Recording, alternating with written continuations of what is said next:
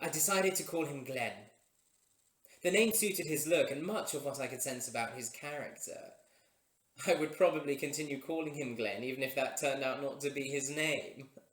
It would become a private joke between the two of us, a reminder of the unusual circumstances under which we had met, and a symbol of the unique bond between us.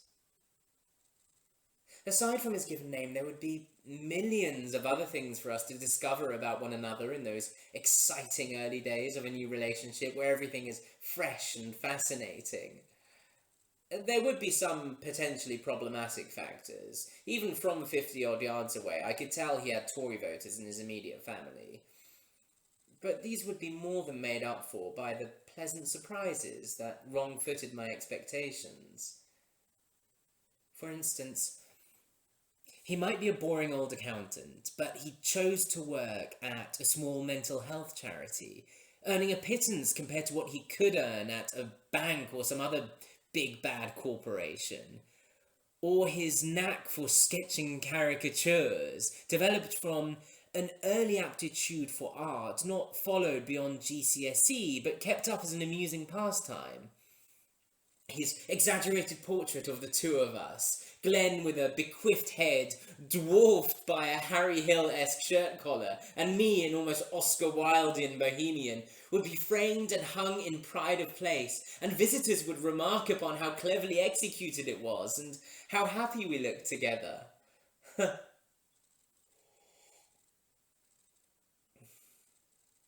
In other more private moments, we would simply relish being together.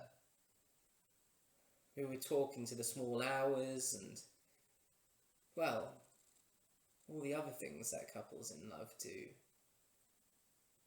Sometimes Glenn would ask me to play my guitar, and I would oblige him, often with a jokey ballad that I'd made up on the spot. Such efforts, genuinely affectionate as they were, would often conclude in spluttering ineptitude as I struggled to land on some witty rhyme. We would both dissolve into giggles, and I would put my guitar down somewhere safe, lest it sustain any collateral damage, as our laughter gave way to more physically active assertions of our mutual affections. But such moments exist a little way into the future. For now, I must resign myself to waiting patiently, and keeping a watchful eye on Glenn's current life and what I can observe of it from the two windows visible from my balcony vantage point.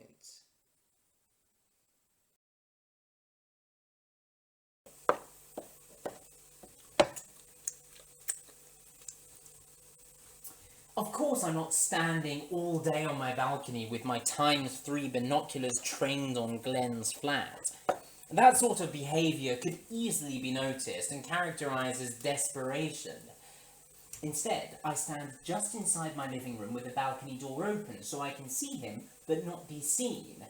Not so much waiting in the shadows as keeping a respectful distance for the time being. I soon realised that either Glenn works from home or he's been furloughed. Either way, he spends a lot of time on his laptop. I can tell from his posture as he sits in his armchair with his head lowered for hours on end.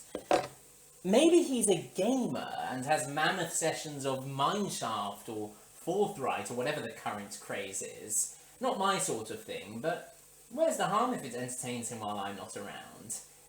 And it's good to have some separate interests, for there would be many a lazy Sunday afternoon in the future where we would want to be together but not in each other's pockets, where he could disappear into his games and I, perhaps with my head resting on his lap, could read or work on my cryptic crossword skills.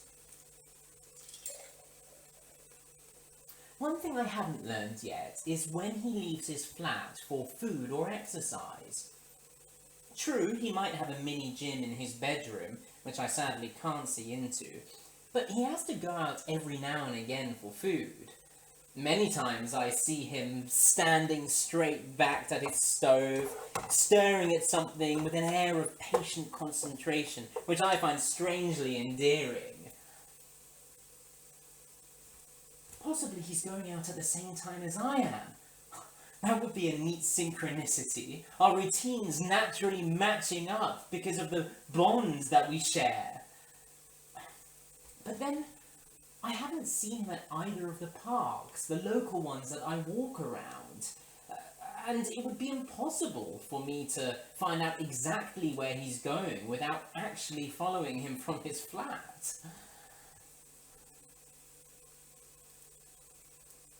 I've started to think how I might achieve this, and the notion grows less impractical and more necessary each time I roll it through my brain.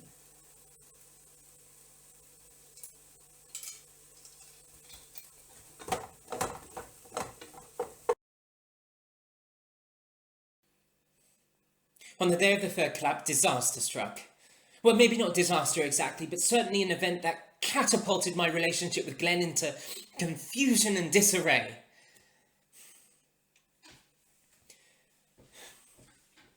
It was around noon that I realised I hadn't yet seen him that day. This was unusual, but not unheard of. He could easily be having a lie-in or just working from the comfort of his bed. Bless his lazy little socks. As the afternoon wore on, there was still no sign of him. I decided to abandon my daily stroll. This was much more important, and I kept a near constant watch on his flat. His absence gradually generated a ball of worry in my gut. What had happened? Was he sick? The thought of losing him made me feel weak at the knees, but surely Glenn was too strong to be brought down by a mere virus. When 8 p.m. came and the clap began, there was still no sign of him, and for some reason, not seeing him at his usual window, where I had noticed him for the very first time, leaning out to release his applause, the empty frame where he ought to be, triggered in me an idea even more frightening than the thought of his death. What if he was somewhere else? What if he was with someone else? The image of Glenn leaning out of some other window, shoulder to shoulder with some other person that wasn't me, ignited in my chest a rage that took me by surprise. Why, after so short a time, should his betrayal hit me with such sledgehammer force? It was a shocking moment of revelation, acknowledging to myself just how deep my feelings ran and how bitterly his inconstancy stung me. All I had done was offer up my devoted admiration, and this was how he repaid me. Cruelly spurning my affection, disregarding everything that our future might have held. It was as if I didn't know him at all. How could a man treat a lover so heartlessly? Glenn's actions turned my blood to fury. I burned with pain and resentment, and my imagination sprang to startling scenes of comeuppance and revenge. This other person, perishing of an agonizing COVID infection inadvertently transmitted by Glenn. Glenn begging for forgiveness as I stonily turned my back. Glenn chasing after me, only to fall under the wheels of a truck, surviving as a mangled wreck to live out a mutilated nightmare with a smashed face that no amount of surgery could restore.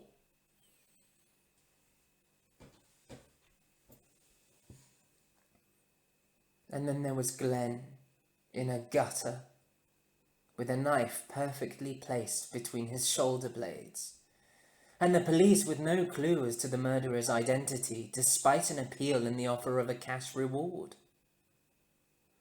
For how could the killer be caught if there was nothing to connect him with the corpse?